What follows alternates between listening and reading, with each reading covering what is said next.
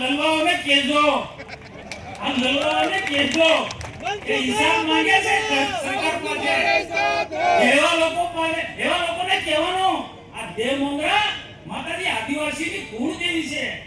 હજારો નહીં લાખો આદિવાસીના આસ્થાનું કેન્દ્ર છે.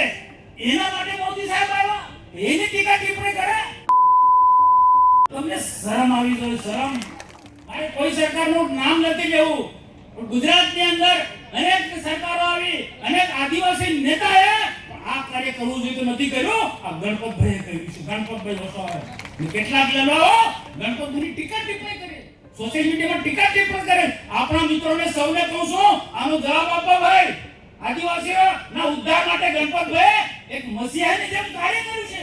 આ ગુજરાતની અંદર બીજા ખોટા આદિવાસીના મધ્યાતુના નીકળી પડે છે, પણ હકીકતમાં આદિવાસીનું કામ કર્યું હોય તો ગણપતભાઈ વસાવા.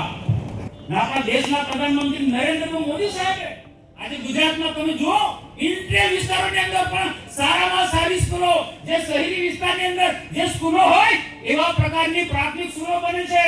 પેલો ધારાસભ્ય ખબર નથી, એને જોવું જોઈએ કે ભાઈ આ સ્કૂલો તમે જો, આ શિક્ષકોની ઘટ છે માને છે, વોર્ડરની ઘટ છે માને છે, સમયની સાથે બદલી થાય. આમ શૈક્ષણિક ક્ષેત્રે આપણે એટલું બધું કામ કર્યું છે, અને કેટલાક આંધળાઓને, આ ધ્રુજ રાષ્ટ્રોને એ દેખાતું નથી કે ભાજપ સરકારની અંદર કેટલા બધા વિકાસના કામો થયા છે. આ ખબર નથી કે ગંગાપુર ડેમની માંગણી હમણાં નથી કરતો, 15 વર્ષ રેકર પર બોલે 15 વર્ષથી માંગણી કરું છું, પરંતુ રાજ્ય સરકાર, ભારત સરકાર ના બધા લોકો ખૂબ કામ કરે છે, છતાં પણ પેલો ટીકા ટિપ્પણી કરે. આંધળાને દેખાતું નથી, ધ્રુજ રાષ્ટ્ર દેખાતું નતું.